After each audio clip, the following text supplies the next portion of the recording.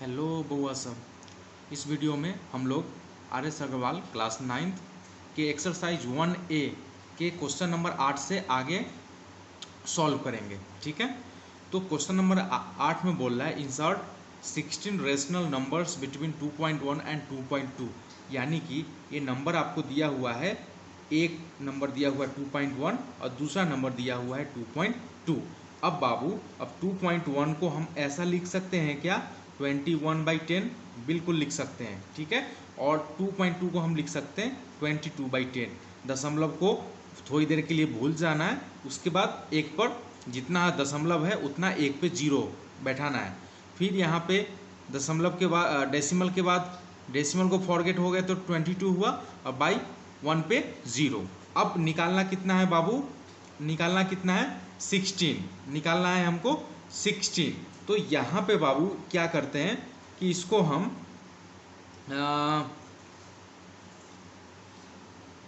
100 से मल्टीप्लाई करते हैं। अब 100 से क्यों मल्टीप्लाई करते हैं इसका आपको आगे पता चल जाएगा कि क्यों करते हैं। तो ये बाबू हो गया 2100/1000। फिर यहाँ पे 22/100, फिर 10 × 100।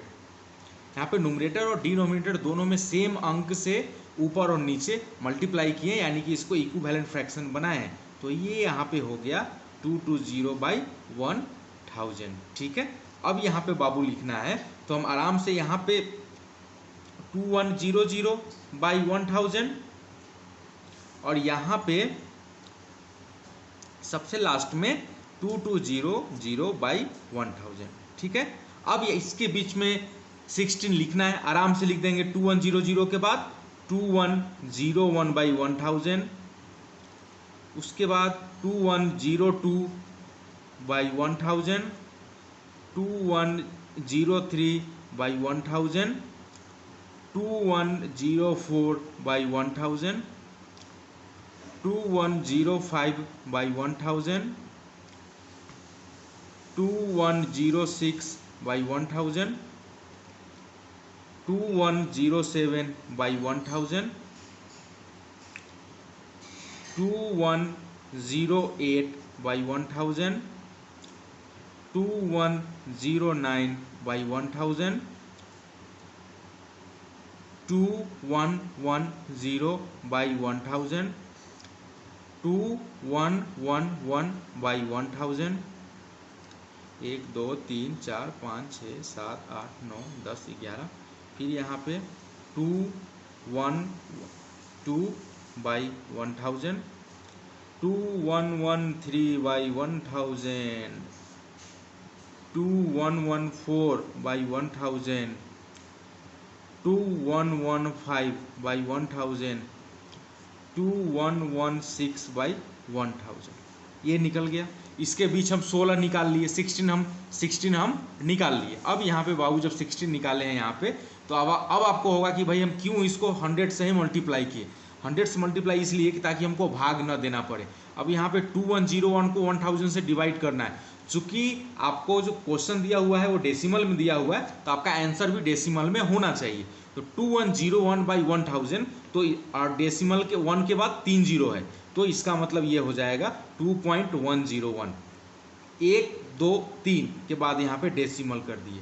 तो अगला हो जाएगा हमारा 2.102, ये हो जाएगा हमारा 2.103, ये हो जाएगा हमारा 2.104, ये हो जाएगा 2.105, 2.106, 2.107, 2.108, 2.109, 2.110, 2.111, 2.112, 2.113, 2.114, 2.115, 2.116। अब आपको ये पता चल गया होगा कि हमने 100 से ही क्यों मल्टीप्लाई किया था। ऐसे इसको तो 17 से मल्टीप्लाई करके भी हो जाता, मगर उसमें हमको डिवाइड का लंबा प्रोसेस करना पड़ता, तो लंबा प्रोसेस से बचने के लिए उसको हम 100 से मल्टीप्लाई कर दिए, मुझे भाग नहीं देना पड़ा, सिर्फ एक पे 3 जीरो, पीछे से 3 जीरो काउंट करके हम बैठाते चले गए, इसके ऊपर जे लगाते चले गए, हमारा काम आसानी से हो गया। ठीक है, आगे बढ़ते हैं। अगला जो क्वेश्चन है बाबू, ये क्वेश्चन है कि every natural number is a whole number. तो सबसे पहले तो आपको परिभाषा ये प्राप्त होना चाहिए कि भाई नेचुरल नंबर किसको कहेंगे और होल नंबर किसको कहेंगे। तो नेचुरल नंबर जो है वो कहाँ से स्टार्ट होता है, वो 1 से स्टार्ट होता है, 1 2 3 4 5 6, ठीक है। और होल नंबर कहाँ से स्टार्ट होता है बाबू, होल नंबर 0 से स्टार्ट होता है, 0 1 2 3 4 5 6, ठीक है। अब यहाँ पे नेचुरल नंबर स्टार्ट हुआ 1 2 3 4 5 6 से इनफाइनाइट तक, होल नंबर स्टार्ट हुआ 0 1 2 3 4 5 6 से इनफाइनाइट तक। अब यहाँ पे बाबू हम देख रहे हैं कि नेचुरल 1 से स्टार्ट हो रहा है और होल नंबर में भी 1 है, यहाँ तो 0 से ही स्टार्ट हो रहा है, 1 से तो स्टार्ट ये हो ही रहा है, ठीक है। तो ये भी 1 से स्टार्ट हो रहा है और होल नंबर भी 1 से स्टार्ट हो रहा है, तो इसका मतलब हो जाएगा यस, आपका जो बोल रहे हो कि every natural number is whole number, yes, since natural number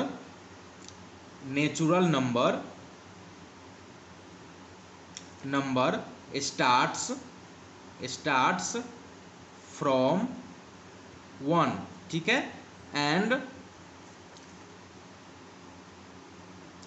whole number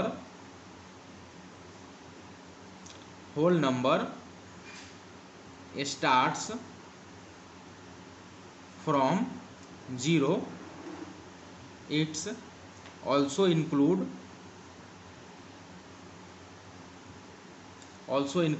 1, so every natural number is a whole number, ठीक है, समझ गए। यहाँ पे होल नंबर 0 1 2 3 4 5 से इनफाइनाइट, नेचुरल नंबर 1 2 3 4 5 6 से इनफाइनाइट। तो since natural number start from 1 and whole number start from 0, it also include 1, इसमें 1 इंक्लूड है, इसलिए every natural number is a whole number. अब अगला क्वेश्चन इसके जस्ट अपोजिट है कि every whole number is a natural number.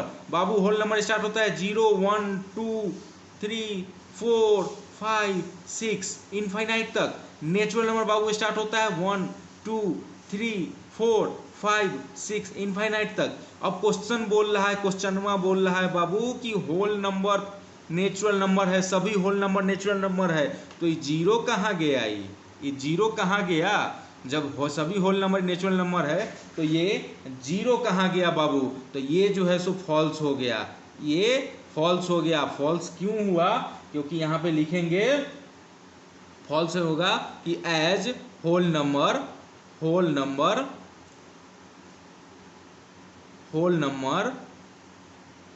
contains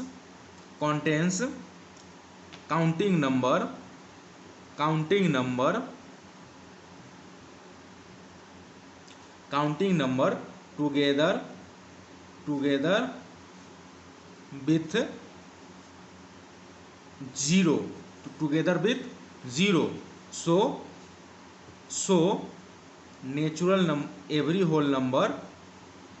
every whole number is not a natural number।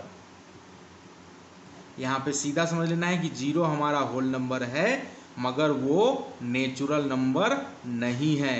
तो ये जो स्टेटमेंट है ये हमारा हो गया फॉल्स, गलत बोल रहा है ये।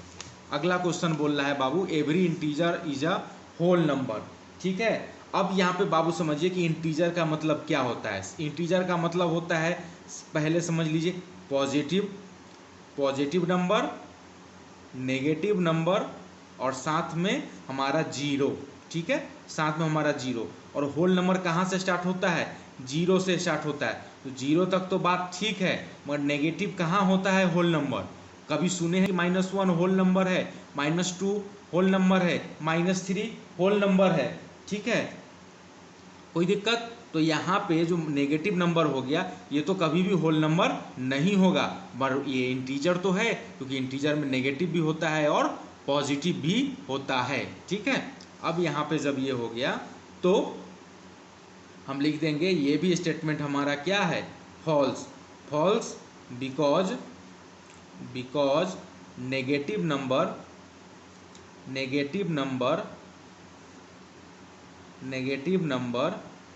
is integer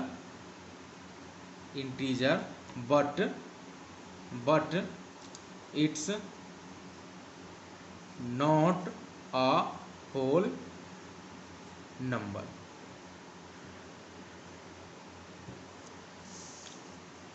अगला क्वेश्चन है बाबू, every integer is a rational number. अब बाबू देखिए यहाँ पे फिर इंटीजर है, इंटीजर यानी कि positive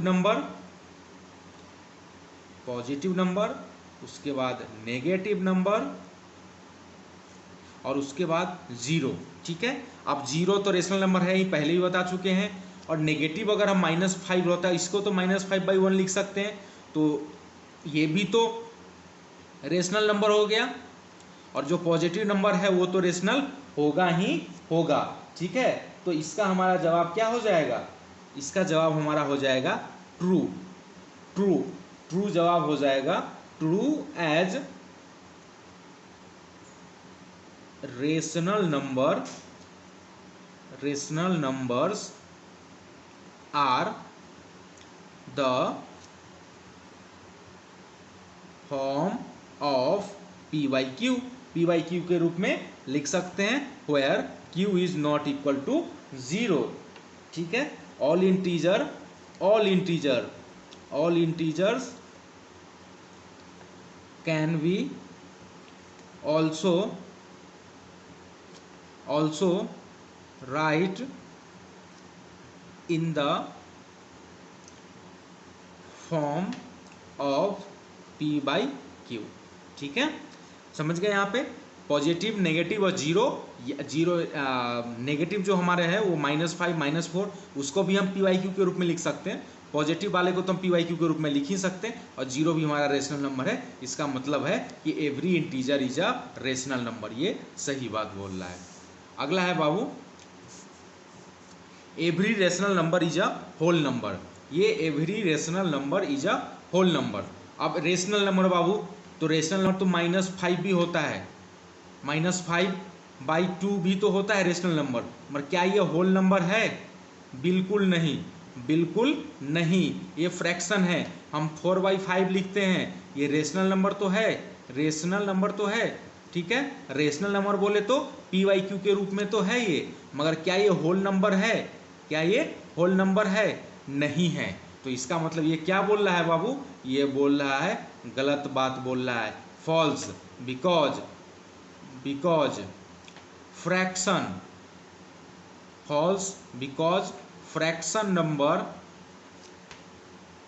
fraction numbers are not whole number. ठीक है, fraction numbers are not whole number, तो जो भी हमारा फ्रैक्शन का नंबर होता है वो कभी भी होल नंबर बाबू नहीं होगा। अब बोल रहा है every rational number is a whole number, तो सबसे पहले बाबू जान लीजिए कि रेशनल नंबर क्या होता है, ठीक ना। तो रेशनल नंबर बाबू उसको बोलते हैं जिसको हम p/q के रूप में लिख सकते हैं। एक ही क्वेश्चन को हम लगता है 2 बार लिख दिए हैं, every rational number is a whole number. अगला ये जो क्वेश्चन था every rational number is an integer, ठीक है, ये हम गलती क्वेश्चन लिख दिए थे, तो वही हो जाएगा। अब रेशनल, ये इरेशनल नंबर तो है, मगर क्या ये इंटीजर है, इंटीजर नहीं है, तो आंसर फॉल्स ही होगा, false, because fraction number are not whole number के जगह इंटीजर कर दीजिए, थोड़ा सा गलती हो गया, मिस्टेक हो गया, ठीक है। Every rational number is a whole number. अब ये क्वेश्चन बोल रहा है फिर, अब बाबू रेशनल नंबर जो है वो क्या होता है, तो जिसको हम p/q के रूप में लिख सकते हैं। अब p/q के रूप में जब हम इसको लिख सकते हैं तो 2/5 तो कौन सा रेशनल नंबर हो जाएगा, ये बाबू रेशनल नंबर तो होगा, मगर कोई अगर पूछे कि भाई 2/5 होल नंबर भी है क्या, अरे कहाँ से है होल नंबर बुर्बक, सर जी कुछ पढ़ा देते हैं, नहीं है। तो यही इसका आंसर क्या हो जाएगा, इसका आंसर हो जाएगा बाबू फॉल्स बोल रहा है, बिकॉज फ्रैक्शन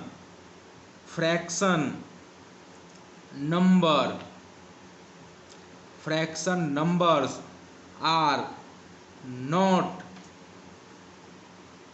होल नंबर। ठीक है, इसी के साथ ये आज का एक्सरसाइज पूरी तरीके से समाप्त हो गया है। अब हम एक्सरसाइज 1 का बी में कल से उस पर वीडियो बनाएंगे। ठीक है, थैंक यू।